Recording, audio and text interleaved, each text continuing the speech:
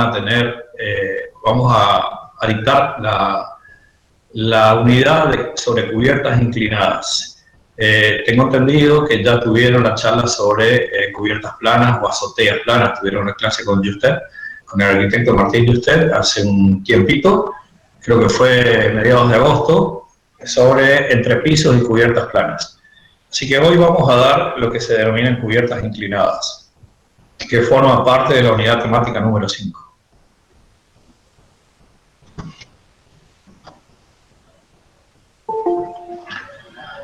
Bien, no puedo a partir de ahora, salvo cuando hago una pausa para descansar, admitir a nuevos alumnos. Creo que ya los he esperado lo suficiente como para arrancar la clase.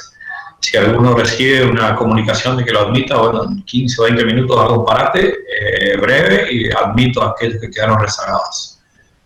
Y vamos a hacer un repaso. Probablemente esta laminita ya la han visto en otras unidades de esta cátedra, de otros, no sé si en paredes o si en techos planos, pero todo lo que vamos a ver, sobre todo los elementos constructivos, tienen siempre relación a lo que dice el título de la lámina, que dice confort habitacional. Nosotros, desde que el hombre ha tratado de protegerse de las inclemencias del tiempo, ha ido mejorando sus condiciones de confort, sus condiciones de comodidad para llegar a lo que se llama confort habitacional. Desde aquella simple choza hecha con ramas, hecha con troncos, hecha con ramas, que después le agregó cueros de animales, después le agregó tierra arriba de esos cueros para que crezca el pasto. Bueno, todo tiene relación a lograr su comodidad o su confort habitacional. Y ese confort está representado generalmente por el clima, ¿sí? Y tenemos que saber cuáles son los elementos del clima que inciden en el confort humano. Aquellos elementos del clima que inciden en nuestro confort están representados por el agua, en todas sus formas de incidencia sobre el sistema constructivo. Vemos la lluvia, ¿sí?, que es lo que más nos vamos a abocar con el tema de hoy. Tenemos la lluvia en forma de granizo. Tenemos la humedad del suelo ascendente a través de la capilaridad. Ya dieron, si tengo bien entendido, la clase de capas aisladoras. Las evaporaciones, ¿sí? Nosotros, cuando estamos dentro de una habitación, nosotros respiramos. Esa respiración, al exhalar, forma lo que se llama vapor de agua. ¿Escucho algo? Bien, las evaporaciones también están configuradas por los elementos electrodomésticos, una olla, una plancha, una ducha, que genera vapor. Ese vapor, al tocar una cara fría, ya sea cubierta, ya sea paredes, va a tender a condensarse. Entonces también va a ser un elemento a tener en cuenta las evaporaciones en el tema de hoy referido a la cubierta. Eso con respecto al agua. Con respecto a los otros elementos del clima, está conformado también por los vientos, ¿sí? Tiene muchísima importancia el tema de los vientos en esta unidad temática que es de cubierta, por el tema de, no el hecho de que por ahí nosotros prestamos mucha atención a lo que es el sostenimiento, cómo se sostiene ese techo, ¿sí? Pero prestamos sin querer muy poca atención a lo que es que el viento, por incidencia del viento, esa cubierta huele, ¿sí? Si no tomamos los recaudos necesarios para que esa cubierta resista a sotavento y barlovento, los fenómenos de presión y de succión, presiones cuando el viento trata de empujar esa cubierta hacia abajo para que se caiga, ¿sí? Y la succión es tratar de desprenderla de ese elemento constructivo y provocando la voladura de techos y tanques. Muy, muy común en nuestra zona por falta únicamente de saber cómo se hace correctamente ese techo. Y por último tenemos como elementos del clima, que nos figura acá, no sé por qué, el calor. El calor en todas sus formas de transmisión. Ustedes ya habrán estudiado las formas de transmisión del calor, que es radiación, convección y conducción. No voy a perder tiempo en explicarles qué es cada uno de esos, porque tienen bibliografía a mano y nos vamos a ir mucho del tema principal de la cubierta. Lo que sí tenemos que tener en cuenta es que con este elemento constructivo, al igual que lo habrán tenido en cuenta cuando hicieron paredes, tenemos que tener en cuenta las aislaciones. Y fíjense todas las aislaciones que forman parte que vamos a tener que tener en cuenta en esa cubierta. El agua de lluvia, el agua de granizo, la evaporación para que no se condense el agua, el calor, ¿sí? Y el frío a través de la colocación de aislantes térmicos y, por qué no, también acústicos, aquellos elementos que también hacen que tenga una buena hermeticidad del sonido con respecto al sonido exterior. Ya vamos a hablar de aislantes, pero antes de seguir quería decirles que normalmente la aislación acústica está dado por la masa, por la densidad del material. Cuanto más pesado, más denso, más compacto es el material, o las capas que se colocan superpuestas, hacen que este sistema constructivo, en este caso el techo, tenga buenas propiedades de aislación acústica. Muchos confunden con absorción acústica, y tengan en cuenta que no es lo mismo la absorción que la aislación acústica. Pero bueno, ya vamos a avanzar sobre eso. Y tenemos los conceptos. Ni se preocupen por anotar, traten de ir captando los conceptos y cualquier cosa me preguntan. Techos, sería fácil leer lo que dice ahí, es el cerramiento superior de cualquier edificio. Como les decía hoy, soportan cargas estáticas dinámicas y su función principal es la de cubrir, fíjense lo que yo pongo ahí, a los ambientes contra la intemperie. Lluvia, que es el factor de clima-agua, viento, que decíamos que era la incidencia del viento sobre esa cubierta, y sol, que está representando el calor. Los tres elementos del clima que veíamos en la primera lámina. Y ese techo está conformado por, acuérdense otra vez del hombre elemental, el hombre primitivo, que hizo su primera choza, su primer techo, su primera cobija con ramas, y después lo cubría con pieles. Esto es similar, nada más que está un poco más avanzado, ¿no? Todavía no sería bueno que a esta altura de nuestras vidas sigamos con eso, con toda la tecnología que hay a nuestro alcance. Entonces, un techo está conformado por la estructura y la cubierta. La estructura son todos aquellos elementos que van a soportar la cubierta propiamente dicha. Puede ser una losa, puede ser una estructura de cabreadas, puede ser una estructura de madera, una estructura de hierros, todo lo que sea para sostener la piel o revestimiento o terminación que le voy a dar a esa cubierta. Y ahí, como dice cubierta, es la piel de los techos o las capas que conforman la piel.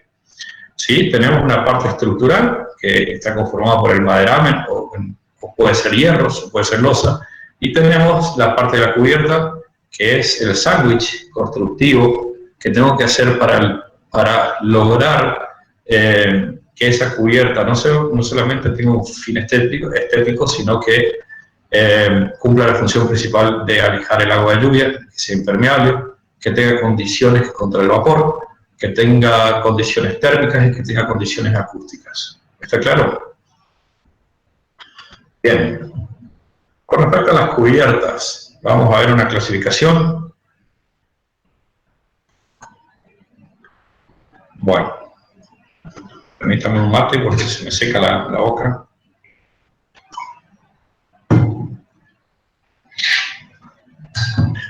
Bien, y tenemos la tabla, dice pendientes según su uso. En realidad no es según su uso, sino que son las pendientes según el material que se va a emplear. Acuérdense, en la clase de Juster decíamos que las cubiertas se clasifican en cubiertas planas, cubiertas inclinadas y cubiertas abovedadas o con cúpulas, cubiertas curvas. Las cubiertas, aquellas cubiertas, a ver si están más acá. Acá está. Techos planos. Los techos planos son aquellos que tienen una pendiente, como se aprecia en esta foto, que puede ser del 2 al 4%. Que es del 2 al 4%, no es que puede ser. Y pueden ser transitables o no transitables. Tenemos los inclinados, que son los que vamos a ver hoy, que tienen una pendiente superior al 10%. Acostúmbrense a trabajar con porcentajes. Si yo les digo, vamos acá que se ve más fácil en esta losa, en esta foto, si yo les digo que la pendiente de esta losa es del 2%, ¿sí? Lo que quiero expresar, ¿sí?, es que por cada metro que yo voy alejándome del embudo, este contrapiso, el contrapiso de pendiente, que ya lo habrán estudiado, se va incrementando 2 centímetros en su espesor, ¿sí? Va creciendo en su espesor para configurar la pendiente en 2 centímetros por metro, ¿se entiende? Bueno, en el caso de que tengan techos inclinados, que dice 10%, quiere decir que por cada metro voy a subir 10 centímetros. ¿Está? En este caso no hay contrapiso porque no es un techo plano. Y por otro lado tenemos los techos curvos, ¿sí?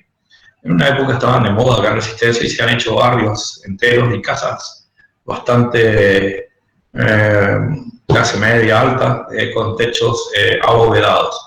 Estos techos responden a directrices o generatrices curvas. El ejemplo es la bóveda, como ven en la foto, o pueden ser las cúpulas esas, como ven en algunas iglesias, y hasta podría decirles que puede haber unas viviendas que vi en el barrio Golf Club, si quieren ir a mirarlas. Está buena, están lindas.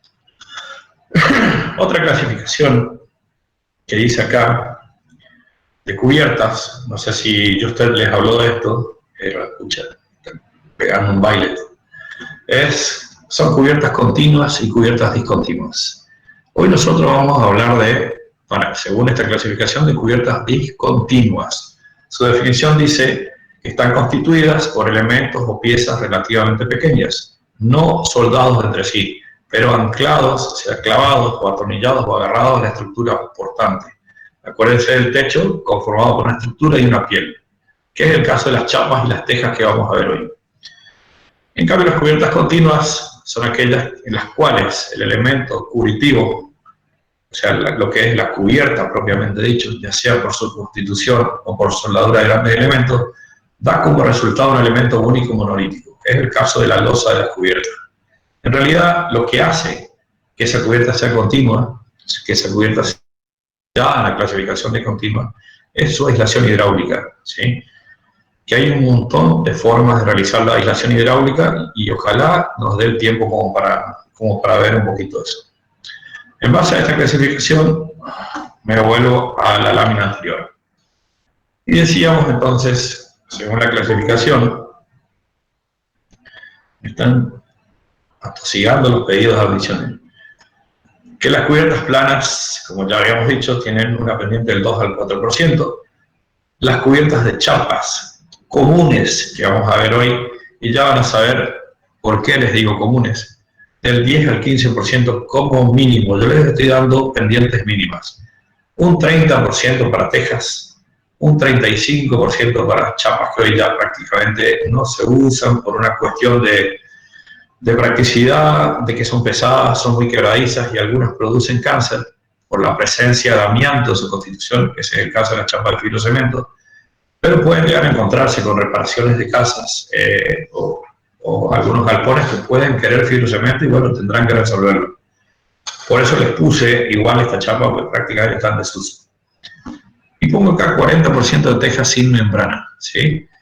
Y ustedes en la pregunta, cuando se les pregunta en el parcial cuál es la pendiente mínima de las tejas, van a tener dos acá para elegir, pero fíjense bien. Y si no me acuerdo, les pido a mis adscriptos o a mis compañeros o a ustedes mismos que me hagan acordar por qué esta diferenciación, 30% en tejas y 40% en tejas también, siempre y cuando tengan membrana de aislación hidráulica. Esa es la clave, esa es la diferencia entre esas dos pendientes mínimas. 47 a 50% de pizarra y 90 a 100% un techo de paja. Bueno, estos techos lo van a ver el año que viene, recién paja, pizarra más desarrollado. Y acá hay un puentecito, ¿sí? Decíamos que las cubiertas planas están en el orden del 2 al 4% y las chapas que vamos a ver hoy, representadas básicamente por las chapas sinusoidales y las chapas trapezoidales, tienen una pendiente mínima del 10 al 15%. Estamos. Y me queda decir, ustedes me preguntarán, o algún cliente se los va a preguntar, profe o arquitecto, yo veo techos que no tienen 10% del ambiente. Si quiere se los muestro porque van a tener ese problema. Y sí, yo les digo que sí, que hay techos de chapas que pueden ser menores al 10%, pero lamentablemente su pariente o su cliente o su amigo va a tener que esperar hasta el año que viene para que ustedes aprendan para decirles cuáles son esas chapas. Son chapas especiales que tienen otra fisonomía, otra estructura, otra forma de colocación redundan, no es redundan, sino que escapa a la unidad temática que tienen ustedes en segundo año. ¿Explico? Adriana y Carla, ¿venimos bien con las preguntas de chat? ¿No hay nada? No, profe, no hay nada en el chat. Bien. Y esto sí quiero que presten atención, porque también es pregunta de parcial. Las partes constitutivas de una cubierta. ¿Sí? Tenemos el faldón propiamente dicho, ¿sí? Configurado por lo que más se ve del techo, ¿sí? Los grandes faldones, las grandes superficies. Tenemos las cumbreras, que es el encuentro. ¿Se alcanza a ver el cursor? Nancy, Adriana, Carla. Sí, se ve, se ve. Bien. ¿Qué es el encuentro de dos faldones? Siempre y cuando esa línea que conforman, esa arista que conforman esos dos faldones sea horizontal, ¿sí? Sea paralelo al piso en caso de tener un suelo llano, ¿no? Diríamos que esté a nivel, ¿sí? Después tenemos el encuentro, en este sentido, de dos faldones que conforman una cavidad, se llama lima-olla, ¿está? Siempre nosotros vamos a tratar, porque acá surge una confusión entre lo que es la lima tesa, que es esta, que es un encuentro de dos faldones, pero con el ángulo hacia afuera, se llama lima tesa y su ángulo es cóncavo, o sea, el ángulo que forma dos faldones y es de esta manera, o sea, si se fijan mis manos, ¿sí? Conforman de esta manera, se llama lima tesa. Cuando el ángulo que conforman los dos faldones forma una cavidad así, se llama convexo. ¿Estamos? Esa es la diferencia entre lima tesa y lima olla. Para seguir con la... Sé que no les quedó muy claro, pero ahora vamos a tratar de verlo en imágenes. O veremos otro ejemplo para que les quede más claro la diferencia entre lima olla y lima tesa. Si ustedes, a ver si en la imagen de acá al lado no se ve mejor.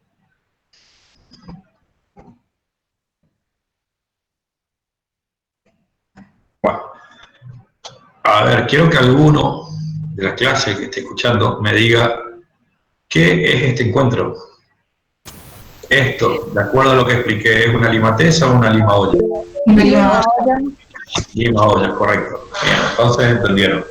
Este encuentro que estoy marcando con el cursor y en este otro encuentro de faldones también, ¿qué sería?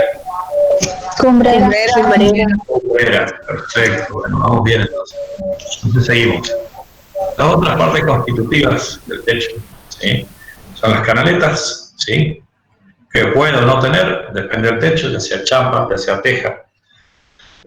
La teja es si bien ahí en la imagen tiene otra cosa, la teja, se ven canaletas, la teja se ha inventado, o se dice que es para que tenga un escurrimiento libre, que no tenga canaletas. Ahora, si ustedes le quieren poner, no hay ningún problema de colocar canaletas. Tenemos lo que se llama el tímpano, que es el triángulo este que se forma en el frente, en el plano vertical que conforma el encuentro de los dos faldones. Tenemos los caños de descarga. Acuérdense que esas canaletas van a tener un embudo, que nos figura acá el embudo, y van a tener que tener una bajada y van a tener que sacar el agua. Recuerden siempre que la función principal de las cubiertas es sacar de la cubierta el agua lo más rápidamente posible. ¿Está? Por eso tiene mucho que ver el tema de las pendientes.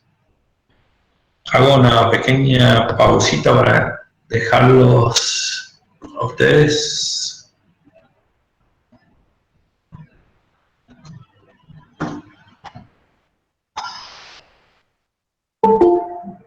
Para admitir a compañeros de ustedes.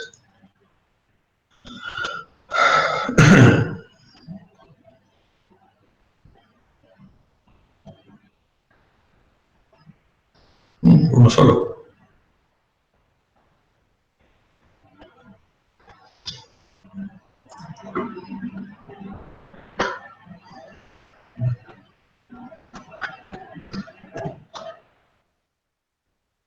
¿Esto ya lo vimos? Bueno. Vamos a empezar ya lo que es la clase en sí. Muchos ven estos techos, ¿sí? Los que muestro acá en la figura esta. Ahí. Perdón. Las chapas sinusoidales, ¿sí? Y medio que algunos se preguntan, chapas sinusoidales con todas las chapas que hay hoy, toda la tecnología, pero se siguen ocupando y mucho estas chapas y van a tener también muchas reparaciones, muchas ampliaciones y muchas viviendas nuevas que hacer con este tipo de chapas. El problema es que los capataces, hasta inclusive algunos maestros mayores de obra, no saben bien cómo funciona este tipo de chapas, ¿no? Porque no las conocen bien, por más que sea. Si ustedes se paran en un edificio de resistencia y empiezan a mirar los techos de las casas, van a ver que el 80 o el 90% de las viviendas tienen estas chapas, ¿sí? Y también van a ver esta imagen que está acá. Uy.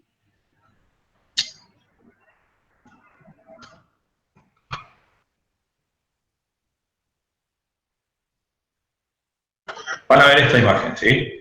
Van a ver, yo les invito a ustedes a que suban a un edificio y miren, o sus propias casas, o las casas de sus abuelos, las casas de sus tíos, que van a ver esto, ¿sí? Van a ver el encuentro de la chapa junto con el muro de carga, totalmente revestido o sellado con una membrana asfáltica que viene en rollos, ¿sí? También en este caso de techo se ven las sujeciones o los ganchos también con problemas de ingreso de agua, por eso están sellados. Pero esto está mal, ¿sí? Y eso es lo que quiero que entiendan con esta clase. Vamos a tratar de comprender bien cómo se hacen estos techos. Para que no cometan estos errores, en realidad es una solución, ¿sí? Es una solución pasajera hasta que nuevamente se quiebra acá. Y después vamos a ver por qué se produce esa quebradura. Pero antes vamos a conocer la chapa. A ver un cachito. Si yo les pregunto a ustedes, el que dice bien, ¿cómo era Adriana? ¿Un Fernet con coca se gana? Bien. El que me dice bien, así, con lo que observaron hasta ahora en sus vidas, ¿cuál es la altura de la cresta? ¿Cuál es la altura de la onda en estas chapas? Tiene premio, ¿sí? O sea, yo le estoy preguntando cuánto mide esta onda, cuánto mide de alto. Pueden activar el micrófono que se anima a hablar. 5 centímetros. 5 centímetros, dice uno. Pueden contestar por WhatsApp, por chat, o pueden activar el micrófono. En el chat dicen 3, 2 centímetros, 5 centímetros. ¿Y a cuál hacemos caso? 4 centímetros. Bien, han perdido todos, ¿sí? Ahora les dejo que vean, ¿sí? Tiene 1,9 centímetros. ¿Está? 1,9 centímetros la altura de la onda. Recuerden bien esto que les estoy diciendo porque es importante y después ya van a saber por qué. Fíjense la incidencia, cómo se produce el solape, ¿sí? Entre chapa y chapa. Si ven mis manos se van a dar cuenta de que hago. Siempre a favor, el que va arriba es a favor del viento predominante. En nuestra zona ustedes tienen que, yo les decía que tienen que conocer los elementos del clima que alteran el confort humano. Uno de ellos es el viento, ¿sí? Y acá sopla muy fuerte el viento predominante, y aparte que el que trae lluvia, ese viento que trae lluvia casi horizontal, no vertical, es el viento sur. Entonces, cuando colocan un techo de chapa, tienen que ver que este solape tiene que seguir al viento. Porque si hubiéramos hecho al revés el solape, esta chapa arriba de esta, lo más probable es que cuando llueva con viento, esas lluvias que parecen horizontales, ¿sí?, se nos meta el agua. ¿Está? Otro dato que tienen que tener en cuenta acá es, están todos los datos, la longitud que hay entre el eje de la cresta y el eje de la cresta. Esto se llama cresta, ¿sí?, y esto se llama canaleta de la chapa, que es por donde circula el agua. ¿Está? Ojo con todo esto que les estoy diciendo. El solape transversal a la pendiente, ¿sí?, es de 1,5 ondas, ¿sí? Quiere decir que si de cresta a cresta hay 7,5 centímetros, el solape es 1,5 ondas, estamos hablando de 10 centímetros mínimos de solape. Ahora, el solape en el otro sentido, ¿sí?, cuando tienen que unirlo así, no así, sino así. Y les voy a dar una tablita para que nunca se equivoquen. Esto siempre recuerden de esta herramienta. Yo la traje a colación para darle a ustedes, porque esto me enseñaron cuando yo tenía la edad de ustedes y estaba cursando construcciones. También debo decirles que cuando en el examen yo contesté que la altura de la cresta de la chapa era de 5 centímetros, obviamente me corrieron y salí mal en el examen. Por esa pavadita salí mal. O sea que ustedes también van a salir mal por esa pavadita. ¿Estamos?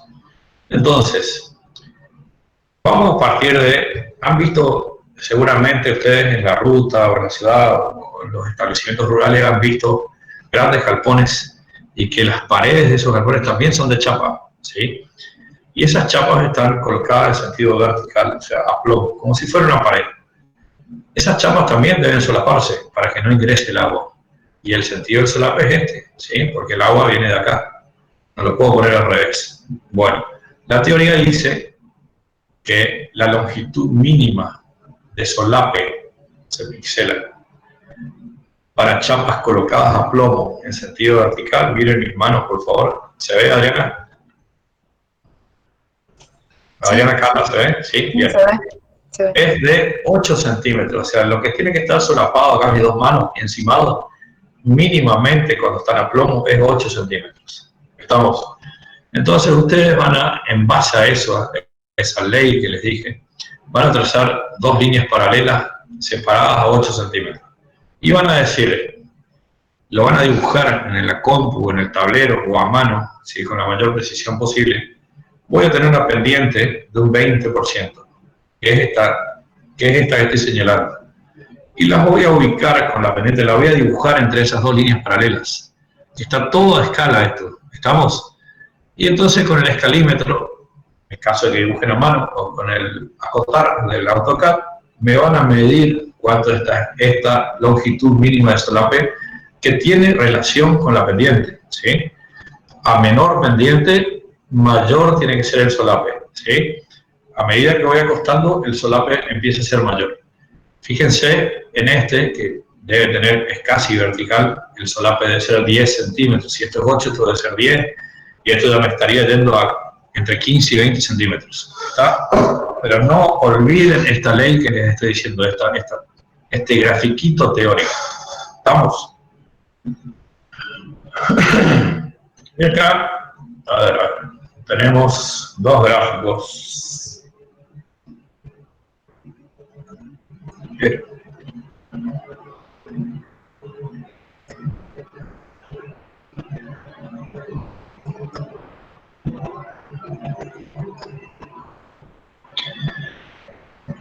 Que con máquina nueva está pegando un baile. Bien. Y tenemos la cubierta de chapa granizada sobre estructura de madera.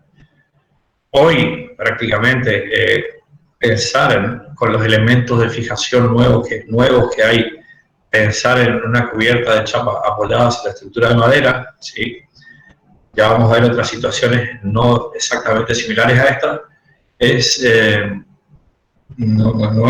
o sea, es despreciar la tecnología actual que hay para colocar techos de chapas. Pero no por eso vamos a dejar de verlo, ¿sí?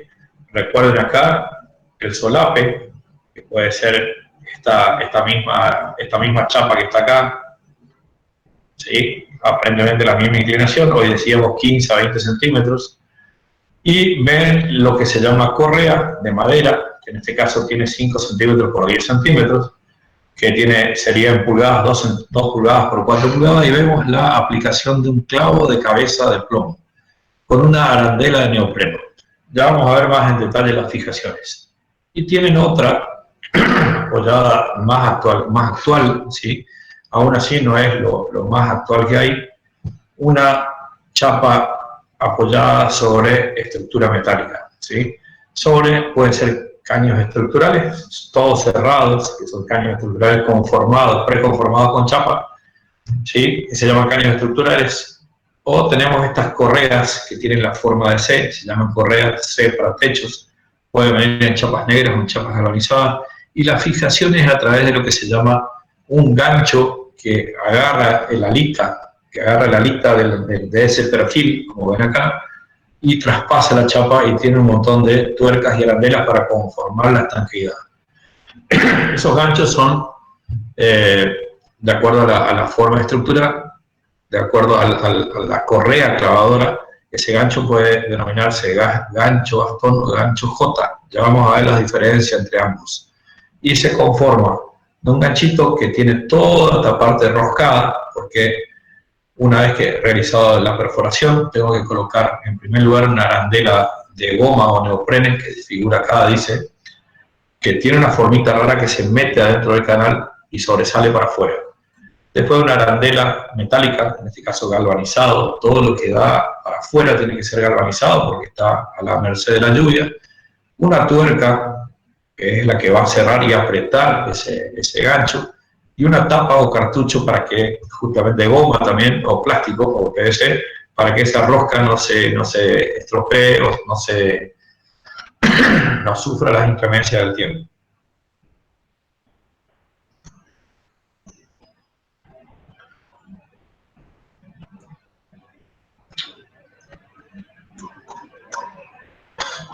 Bien, y volvemos acá.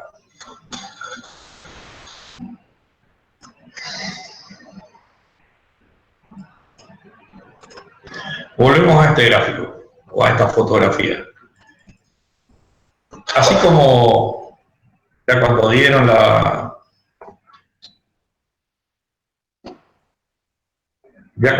clase de aislaciones hidrófugas de capas aisladoras, seguramente el arquitecto Grisóstol se los dijo, el primer trabajo que van a tener, ¿sí? va a estar conformada por el pariente, la tía o el primo, el amigo les va a decir qué es la humedad esa que se ve arriba del zócalo, ¿sí? Bueno, supongo que ya vieron, leyeron y estudiaron la clase de capas aisladoras, ¿sí? De la forma de identificar si es que esa capa aisladora fue bien realizada o que no tiene capa aisladora, y habrán visto la forma de reconstrucción de capas aisladoras. El otro problema que no van a dejar de tener, que no van a escapar a la consulta de sus tíos, abuelos, amigos, es esto. Miran para arriba y en la unión de la pared con el cielo raso van a tener humedades, ¿sí? Y pueden llegar a sacar el cielo raso, lo pueden llegar a desmontar, o pueden llegar a cortarlo para examinarlo.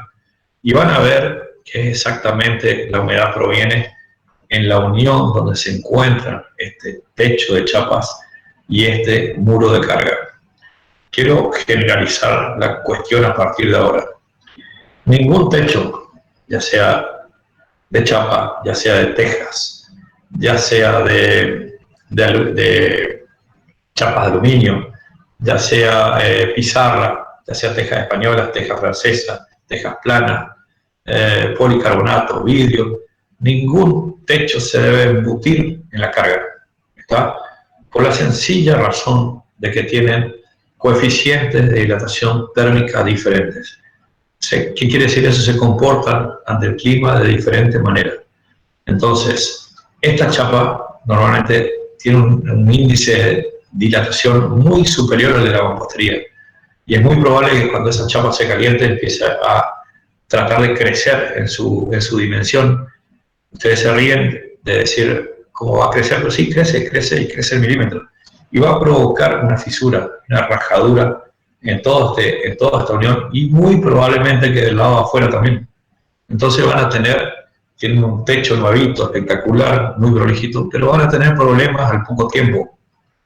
Después del primer verano, que ese techo soporte las temperaturas extremas, y ante la llegada de la primera lluvia con viento que sople de este lado, ¿sí? A lo mejor cuando sopla de este lado puede zafar, pero si sopla de este seguramente no van a tener problemas de filtración, ¿sí? Y eso es lo que lo va a diferenciar a ustedes de cualquier capataz, cualquier albañil o cualquier maestro mayor de obra. Ustedes para realizar este tipo, a ver si tengo más claro acá,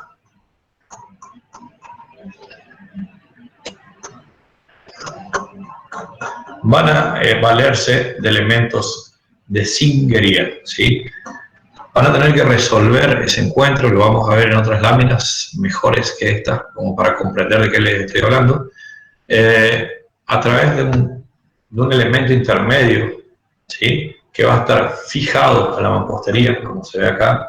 Se debe, en caso de no haberlo tenido en cuenta, se debe picar la mampostería y se fabrican estas como si fueran alitas, son plegados de chapa, que yo lo diseño, yo lo proyecto de acuerdo a cada tipo de necesidad que se me plantee. Y para eso vamos a ver ahora, vamos a tener que dibujar un poquito a mano. ¿Sí? La función de esto va a estar, acuérdense que la chapa no debe embutirse en la mampostería. Si yo no lo embuto... Choco, sí. Comentarle un poco de qué medida viene, qué con chapa lixa, qué número, y todas las cosas que... Porque viste que ellos no vieron zinguería nada. Bien, Marco. Todo lo que es zinguería. Bien, voy a hablar un poquito con tu autorización. Rápido nomás. Sí, de lo que es la estructura, que es lo que más quería hacer hincapié. Y después tengo todo un resumencito de lo que es zinguería y babetas. ¿Está? Dale. Bien. Entonces esta babeta tiene que tapar esa falta de que yo no embutí la chapa en la mampostería, estoy produciendo de una junta. Esa junta, si no la tapo, me va a entrar agua. Entonces, esta chapa, este pedacito de chapa que está acá, va a tener la función de estar embutido adentro del muro, pero suelto sobre la chapa. Entonces, se mueve libremente, no están vinculados. Ya van a entenderlo en láminas de más adelante.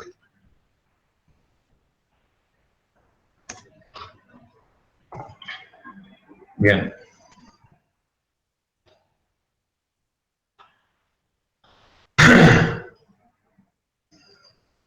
A mí se me cortó mucho, no lo estoy escuchando al arquitecto Fabián, no sé si soy la única. Yo lo escucho bien. No, sí, yo lo escucho bien. Pregunten a través del chat. Bueno, si todos escucharon, seguí nomás. Joaquín, perdón por la interrupción. No hay ningún problema, Nancy. Bien, fíjense acá, chicos, ¿sí? Ustedes lo ven a primera vista este techo y dicen, qué bien hecho está, ¿quién te hizo? ¿Sí? Pero está mal hecho ese techo, ¿sí? Y ustedes son arquitectos y nosotros tenemos que prepararlo para que ustedes realicen bien este techo. ¿Qué es lo que está mal? Que la chapa se está embutiendo en el muro de carga, fíjense, bastante prolijo, todos los muros de borde, bastante bien revocados, pero va a durar un verano, ¿sí? O un año, o 6 meses, y se va a producir una rajadura, todo acá donde sigue mi cursor y todo este lateral. ¿Está? Y por esa rajadura va a entrar agua. Entonces nosotros no vamos a valer de los elementos de zinguerías denominados babetas y hasta cenefas o cupertinas para resolver este tipo de situaciones. Ya lo vamos a ver más adelante, no se preocupen.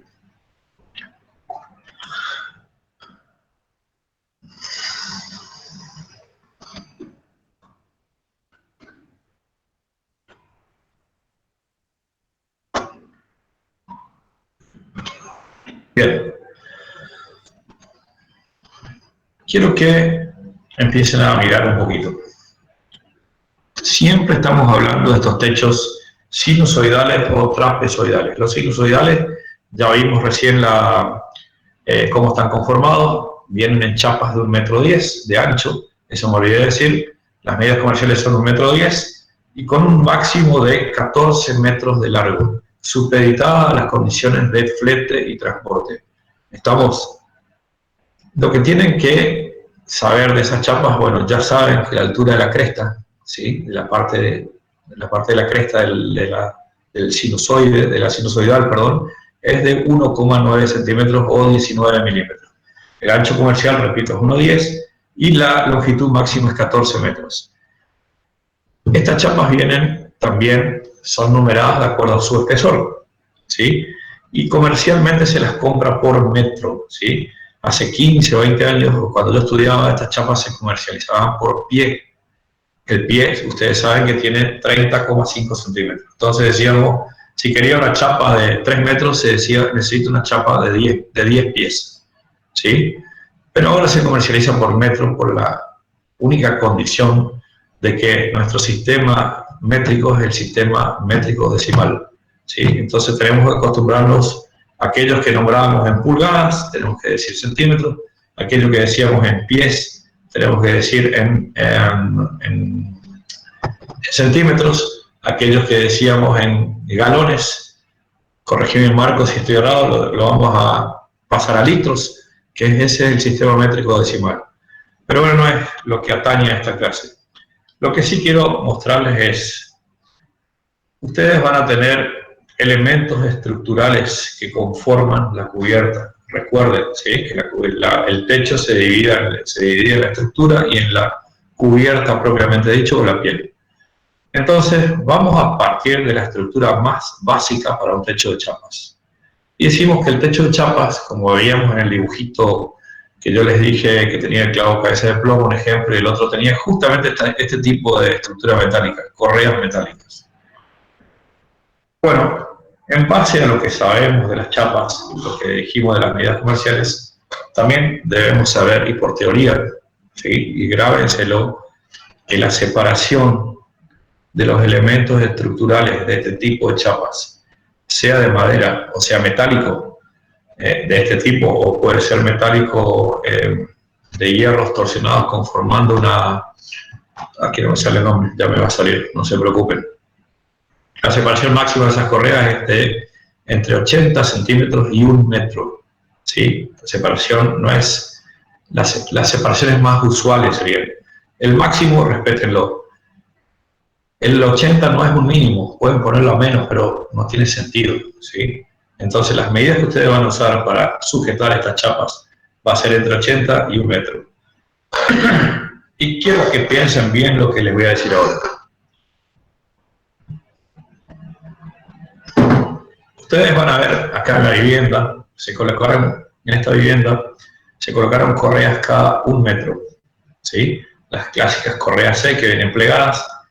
Si yo tengo que comprar una de estas correas, se dice 120, que es la altura, por 50, que es el pedacito horizontal acá de este elemento constructivo, por 15, que es la chapita que baja para abajo, que es donde voy a enganchar el gancho, alcanzan a ver acá, por el espesor de la chapa con que está conformado esto, que puede ser 1,2, puede ser 1,6, puede ser 2 y hasta 3 milímetros de espesor, de acuerdo al cálculo estructural. Bien. En este caso de esta vivienda se separaron cada 1 metro. Pero la teoría me dice que yo puedo separar también 80. ¿Y qué es lo que hace que yo separe 80 centímetros o 1 metro? En nuestra época, cuando estudiábamos, las chapas eran más gruesas, entonces este parámetro que yo les estoy diciendo, entre 80 y 1, era 80 a 1,20. Y les aclaro, porque después voy a traer problemas en el parcial. Olvídense del 1,20. Este tipo de chapas, la estructura es de 80 a 1 metro. ¿Estamos? Grábensela. Yo también estoy grabando, no se preocupen. ¿No, Marco? Bien. Se me durmió Marcos. Y vamos a hacer un ejemplo gráfico. Vamos a situarnos en la facultad, ¿sí? en el campus de la universidad, y vamos a pararnos ahí en la calle de acceso a nuestra facultad, ya cerca del alumnado, y vamos a hacer una mirada de los faldones de tejas que tenemos desde la avenida Las Heras hasta allá, hasta el club universitario, ¿sí? Fácil, tienen 300 metros de faldones de techo. ¿Me equivoco o no? Fácil, ¿sí? Y tienen a dos aguas, o sea, tienen un agua de este lado y un agua de este lado. Y el decano le va a pedir a algunos de ustedes, recién recibidos, ¿sí? Mengano, necesito que me cambies todo el techo porque como ustedes lo pueden ver, gotea por todos lados, y vamos a ponerle chapas. No quiero saber nada de la estructura de madera que tiene esto, vamos a poner toda estructura metálica como está en esta casita. Entonces, va a venir Mengano, no los veo acá los nombres como para personalizarlos más. Voy a poner en cada faldón, ¿sí? En cada faldón así, voy a poner 4 correas que van a estar separadas 80 centímetros cada una, ¿sí? Y voy a presentar mi proyecto, voy a presentar mi presupuesto. Y el decano le va a decir, Mengano, ¿sí? Vos me pusiste 4 correas por cada faldón. Y en la teoría que yo leo, dice que vos podés separarla cada 1 metro, no cada 80 centímetros. Y yo si separo cada 1 metro, me ahorro una correa por faldón.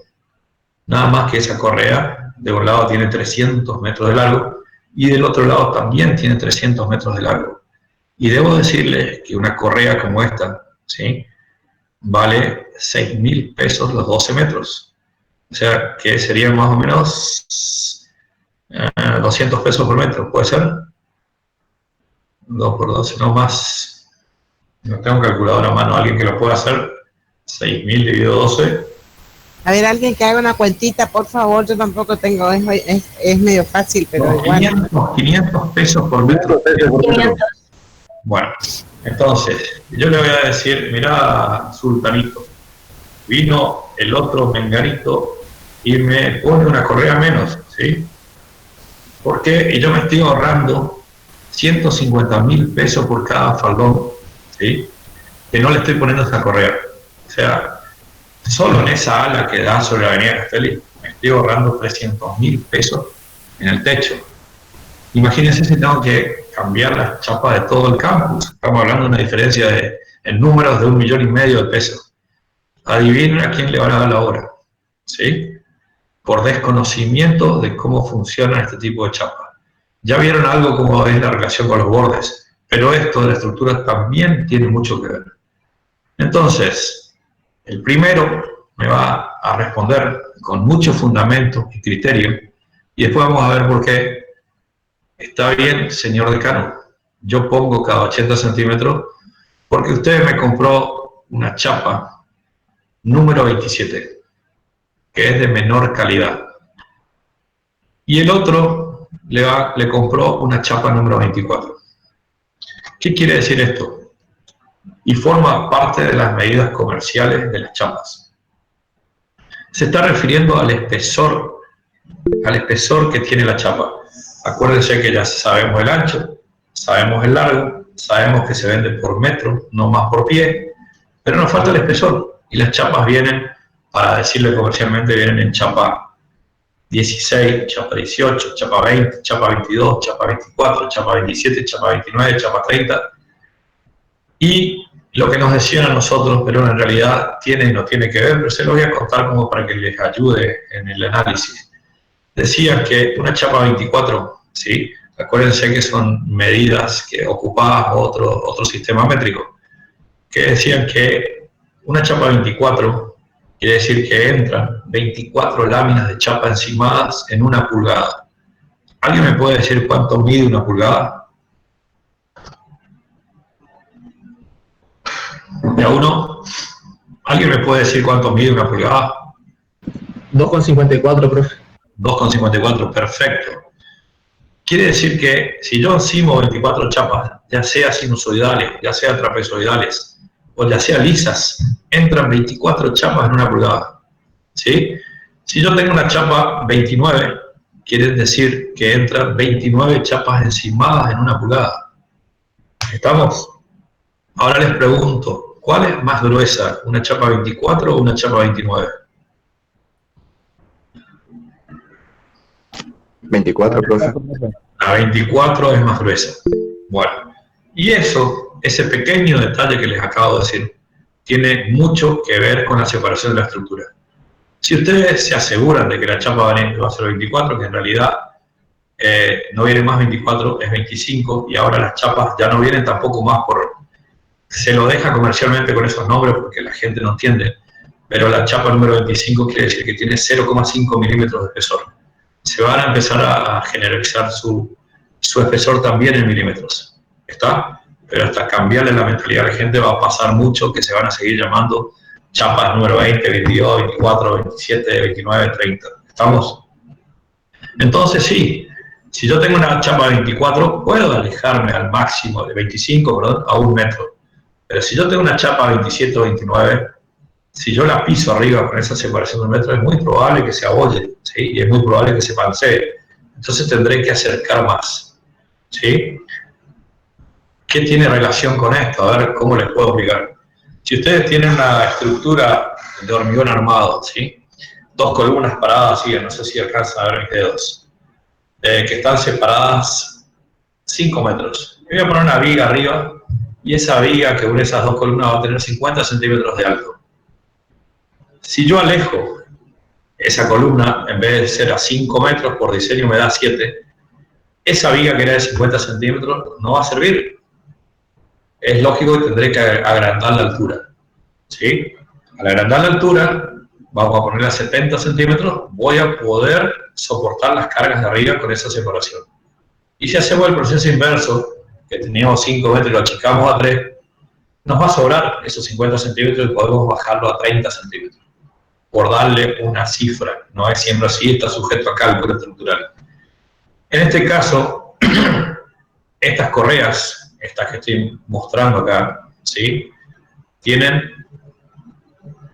relacionan con lo que yo dije de columnas, ¿sí? Cada correa pasa a ser una columna, ¿sí? Si yo separo más, tendré que colocar una chapa de mayor altura. Si yo separo menos, puedo colocar una chapa de menor altura. Las chapas están representando las vigas, ¿sí? Se van captando cómo quiero relacionarlo. Como acá todas las chapas son iguales, ¿sí? Todas van a medir 1,10 de ancho, todas van a medir, en este caso, 6 metros de largo. Todo su solape va a ser el mismo, tanto transversal como longitudinal. La diferencia va a estar dada por el espesor. No puedo cambiar altura porque necesito esa chapa y vienen todas de 1,9. Entonces, la resistencia, que en el caso de las vigas de hormigón o una viga metálica me lo daba la altura de la viga, en este caso, lo voy a considerar con el espesor de la pieza. ¿Se entendió? Me estoy desgargantando. Sí, profe. Bien. Quiero que empiecen a mirar estas cuestiones, ¿sí? De una estructura básica de una vivienda, ¿sí? Que solamente tenemos correas, empezamos ya a separar luces, ¿sí? Acá, en este caso, acá yo tenía las paredes a 3,5 metros, 4 metros de separación. Acá esta pared, ¿sí? Vamos a comparar. Estas correas que tengo acá, ¿sí? Están representadas por estas, reticuladas, ahí me acuerdo el nombre, ¿sí? Todas estas, ¿sí? Y la separación ya no es de 3,5 metros a 4 metros de pared, sino tengo 50 metros entre esta pared, que en este caso está demolida, y la pared en el otro que viene mirando hacia donde estoy yo, en contra de la pantalla. Entonces se empiezan a incorporar otros elementos estructurales, ¿sí? Ustedes por ahí oyeron hablar de las cabreadas o de las cerchas. En este caso se colocó una cercha, ¿sí? Que oficia el papel de viga, ¿sí? Sobre esa viga que están separadas, esas vigas apoyan en columnas, que se las ve acá, están separadas cada 5 metros, ¿sí? Pueden estar separadas cada 4 o cada 6 o cada 7. Y en este sentido están separadas cada 10 metros o 15 metros, no recuerdo ahora. Esta es una obra que hicimos en el interior. Y se tuvo que valer en una estructura reticulada conformada por una cercha metálica para salvar esa luz de 10 o 12 metros. Pero ahora estas cerchas que están acá una, dos, tres, acá hay otra en este rinconcito, me están reemplazando a las paredes que tenían esta casa, ¿sí? Pero ya se empiezan a agregar elementos estructurales. Al tener esas cerchas, esas paredes disfrazadas de cerchas, entonces sí, puedo empezar a colocar las correas, ¿sí? Y acuérdense siempre que las correas son aquellos elementos estructurales que son perpendiculares a la pendiente del techo. Es una definición y tienen que aprendérsela. Vamos. Entonces, si la pendiente de la chapa va para acá, si estas son las correas, es porque están siendo perpendiculares a la pendiente, a la pendiente del techo. Agua, por favor, y mate. Llegó mi auxilio. ¿Se entiende eso? ¿Sí?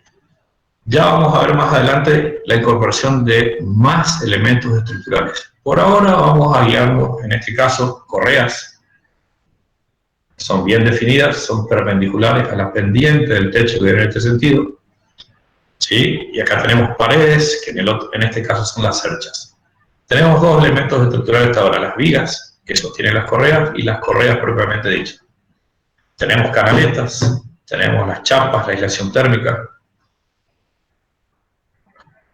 Fíjense acá, ¿sí? Volvemos a la casita de recién. Ya no tenemos paredes cada 4 metros, ¿sí? Tenemos paredes cada 6 metros. Entonces, esa correa que yo elegí para esta obra, que tenía 120, o sea, 12 centímetros de alto, por 50, 5 centímetros de ancho, esta alita, por 15, que es donde se prende el ganchito, ¿sí? Es una C, recuerden que es una C. No aguanta una luz de 6 metros. Y tengo dos alternativas. O aumentar la altura de mi correa, que era de 120, la puedo aumentar a 140 o a 160 o a 180, de acuerdo a mi cálculo, lo cual se me hacía muy caro, o colocar un elemento estructural en el medio, ¿sí? Que también se llama viga. Ojo, mucho ojo con llamarlo cabio, ¿sí? Esto se llama viga. Y acá tengo otra vez la separación con las correas que estoy trabajando. Este es del mismo material que esto, ¿sí? Pero más grande. Era más económico colocar una viga, ¿sí? Que aumentar la altura de todas estas correas. Fíjense otra cosa que quiero mostrarles acá. Dos secretos que tienen que ver en qué consiste. No sé si alcanzan a ver estas, como si fueran manchas más oscuras de mortero de cemento, ¿sí? Yo quiero saber si alguno sabe qué son esas manchas y por qué figuran. Si yo me voy a la lámina anterior a esta, también están, ¿sí? Tac, tac, tac. Y qué casualidad, coinciden con las correas. ¿Qué puede ser eso? ¿No tengo un alambre hacia el hierro de la pared, profe? Muy bien. Es un alambre para atar, para ceñir la correa, ¿sí? ¿Son refuerzos, digamos? ¿Cómo? ¿Son refuerzos? Son refuerzos, sí. Es un hierro o un alambre, un hierro maleable, puede ser un hierro, antes se ponía hierro de 4,2. Alambre dulce de 9 milímetros. ¿Cómo? Alambre dulce de 9 milímetros. Muy bien, alambre número 9, ¿sí? Y tiene que ser galvanizado. ¿Cuál es la función? O sea, por un lado yo la ato a la correa y la ato a algún elemento estructural de la pared. Acuérdense que ustedes vieron refuerzos de mamposterías. Están los dinteles, están las vigas encadenadas, están los hierros que se colocan en las paredes cada metro de altura. Bueno, a alguno de esos elementos estructurales me tengo que atar, ¿sí? ¿Cuál es la función de esto? Acuérdense los elementos que incidían en el confort humano. El viento, ¿sí? Eso impide que ante un viento que me provoque una succión, o sea, que me trate de levantar el techo, vuele todo el techo completo, ¿sí? Todas estas están atadas a las paredes para que no se vuele el techo. Vamos hasta ahí. Y fíjense otro elemento que muy pocos lo hacen, ¿sí? Que son estos hierritos, ¿sí? Estas correas comercialmente vienen de 12 metros de largo y yo las voy cortando ahora a medida que, de acuerdo a lo que necesite. Recuerden que se hacen de chapa, se las fabrica de chapa, ya vienen de fábrica así, o si quiero puedo mandarlas a hacer también. Esa chapa decíamos hoy que tenía un espesor, ¿sí? Al igual que las chapas sinusoidales o las chapas lisas o las chapas trapezoidales también tienen un espesor. Y viene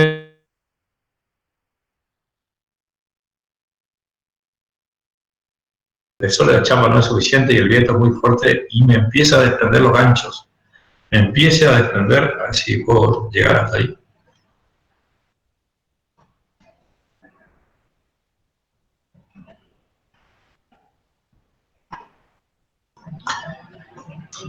¿Ven? Este ganchito que está agarrado a esa alita, me la dobla para arriba, a esa alita me la dobla así la acción del viento. Ustedes se ríen, pero pasa y pasa muy a menudo y se produce la voladura de las chapas, porque el gancho este, al no tener de dónde agarrarse, resbala y se va para arriba.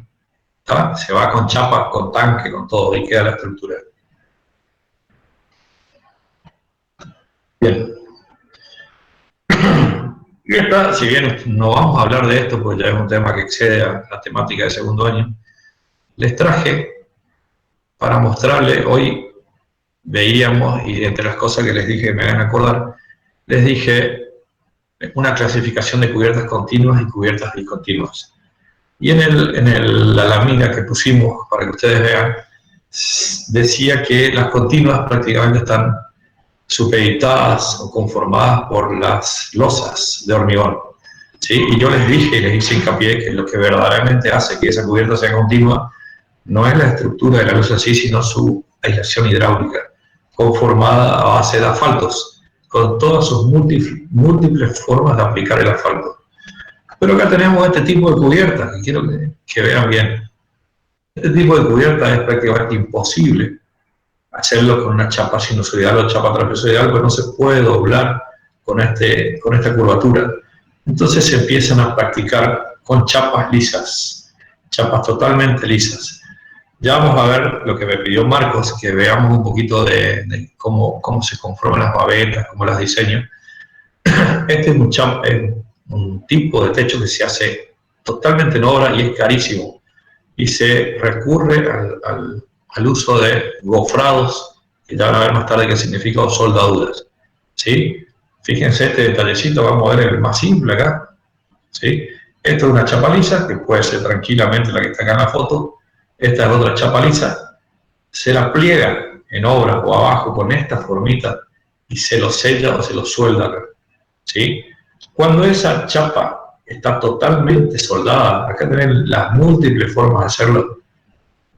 Esas que yo tengo, esas chapas vienen en bobinas, en rollos que tienen 100 metros de largo, ¿sí? O sea, yo puedo, esa chapa que yo decía como máximo 13 metros por condiciones de transporte, ahora viene en un rollo, así como si fuera un rollo de lana de vidrio, no sé si vieron, que se van bobinas y tienen hasta 100 metros de largo y puedo cubrir todo esto en una sola tirada.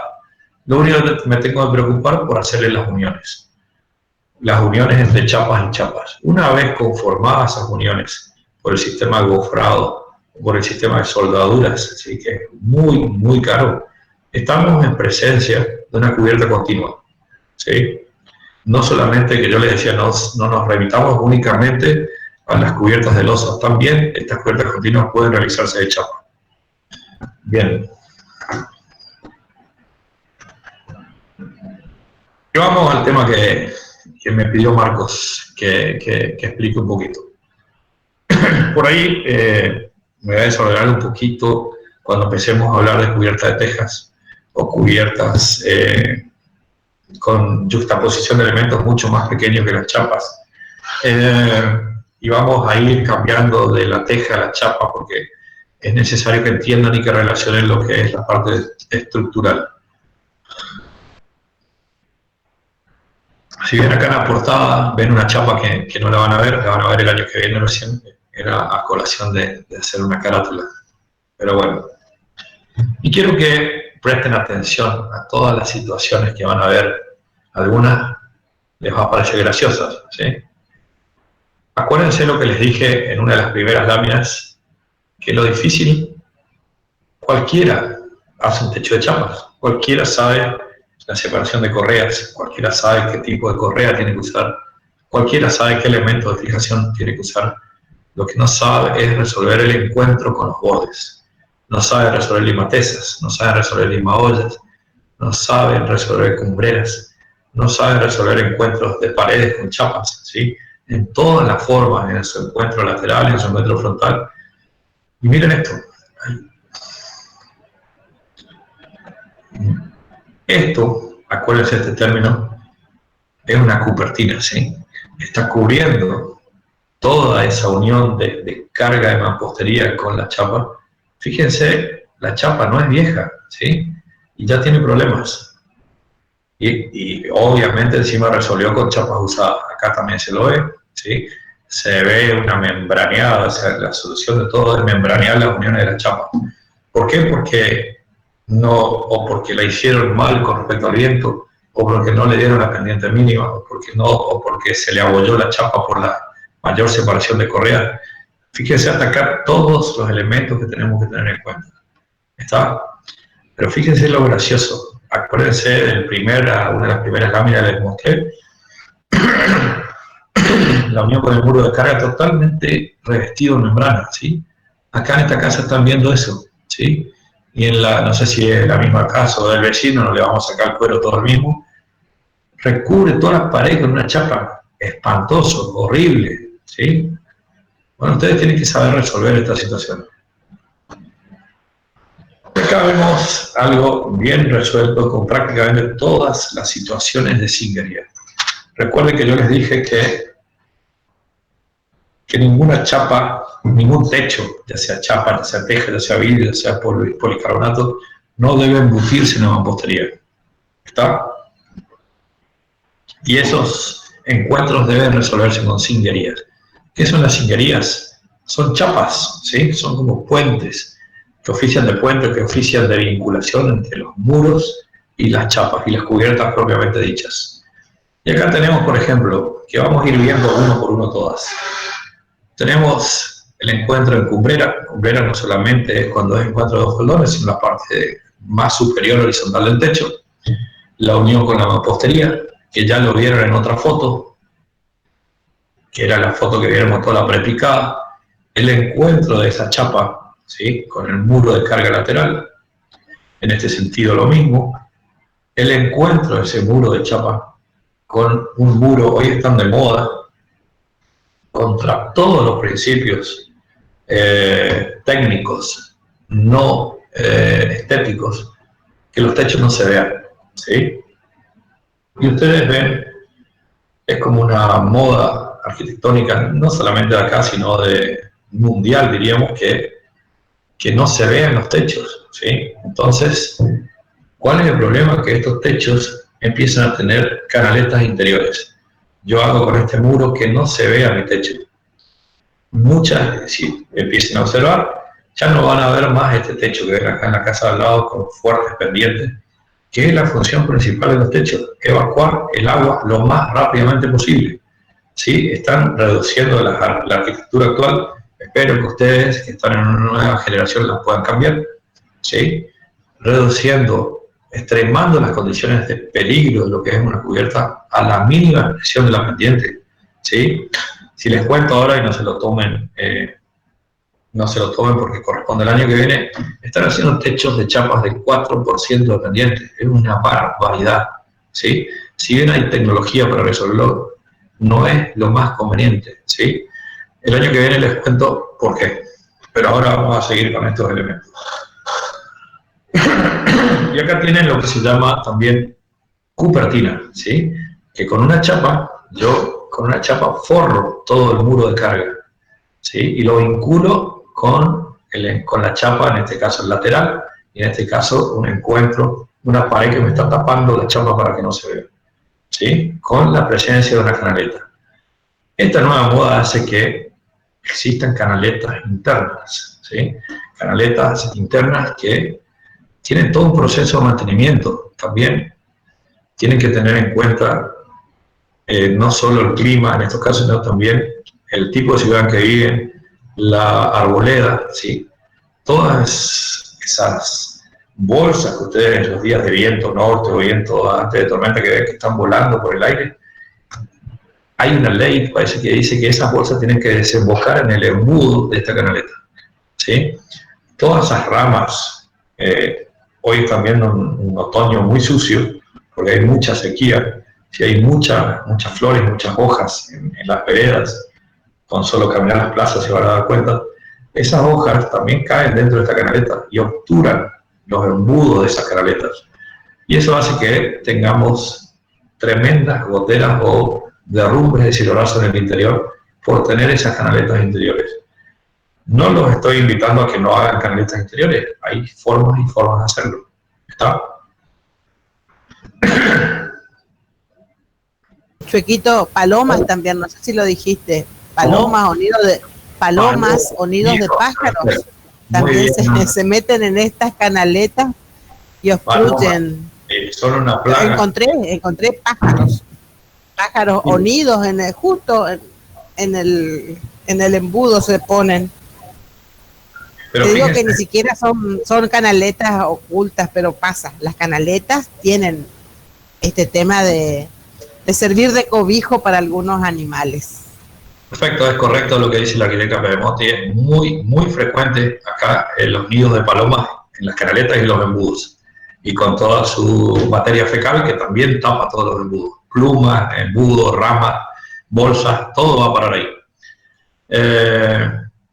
Lo otro que quería decirles, fíjense la dicotomía de la vida, ¿sí? Estas chapas, que forman parte del grupo de chapas especiales, que la van a dar el año que viene, son lindas, son agradables a la vista, no es lo mismo que la sinusoidal. Y se las hizo el que fabricó, en un principio la fabricó para que tengan un fin estético. Un fin estético es que se vean las chapas. La forma de estas chapas hace que tengan la suficiente tecnología como para aminorar la pendiente, ¿sí? Entonces el dueño, el fabricante de estas chapas, que lo que quería que hagan techos con fuertes pendientes así se ve su chapa, por la tecnología que le confirió, que ahora les digo en qué consiste, hizo que esa chapa pueda bajar de pendiente. ¿Qué es lo diferente? ¿Sí? Fíjense las crestas, fíjense las ondas, ¿sí? Rapidito le hablo de esto porque es tema del año que viene. Ya no tienen 1,9 centímetros como la chapa sinusoidal, ya tienen 5 centímetros, ¿sí? Lo que hace que en la unión, ¿sí? La unión que antes tenía a 1,9 centímetros, la tenga mucho más alto. Entonces, me da tiempo a que, acuérdense el principio de la cubierta, de desalojar el agua lo más rápidamente posible. Al tener la unión, el solape de la chapa, bastante más arriba, estas canaletas, ¿sí? Acuérdense de cresta y canaleta en las sinusoidales, no solo son más amplias, sino que son más hondas. Entonces me da tiempo a que el agua escurra más lentamente, ¿sí? Esa es la diferencia fundamental con las chapas. Y se me mezcló este del año que viene, pero bueno, ya que está, vamos a hablar un poquito de esto. Este es otro tipo de chapas, ¿sí? Que van a dar el año que viene, muy similares a las que mostramos en la imagen anterior, que se llaman AUL1. ¿Sí? Vienen también son sistemas que tienen prácticamente todo resuelto. Las cumbreras son de esa marca, las limaollas son de esa marca, las canaletas son de esa marca. Los elementos. Sí. Disculpa, no te detengas tanto porque te vas a quedar sin voz y tenés que seguir la otra clase. Año. Bien. Lo que quiero que miren acá, chicos, es esto.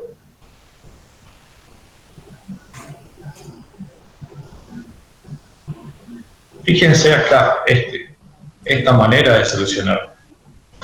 ¿Sí?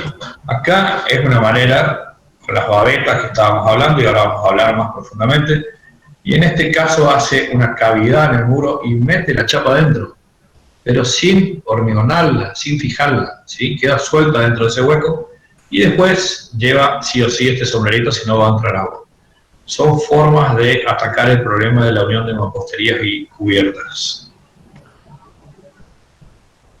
Fíjense acá igual, el encuentro lateral, ¿sí?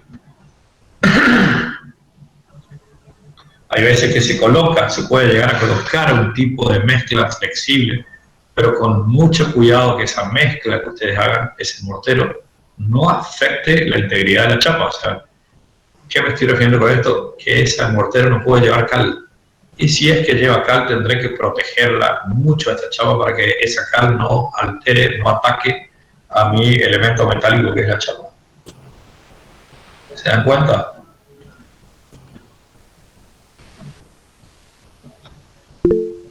Bueno, acá tenemos, si bien no es la chapa que ustedes usan, tenemos cómo se resuelve ese encuentro. ¿Sí? Esto es una babeta, ¿sí? Con el muro de carga frontal. ¿Ven? En este caso, la altura de la onda no es 1,9, sino es 5 centímetros. Son chapas especiales. Pero la tecnología es la misma para ambos, ¿sí? Esta chapa no está embutida en esta mampostería. Lo que está embutido es este sombrerito. Vamos a ver rápido, ahora a mano voy a dibujarles unas babetas para que entiendan un poquito mejor. Profe, en el chat hay una consulta. Sí. ¿Qué tipo de mortero flexible puede ser? Una muy buena pregunta. Morteros flexibles, ¿cómo puedo flexibilizar el mortero? Para que sea más flexible tiene que tener cal, ¿sí?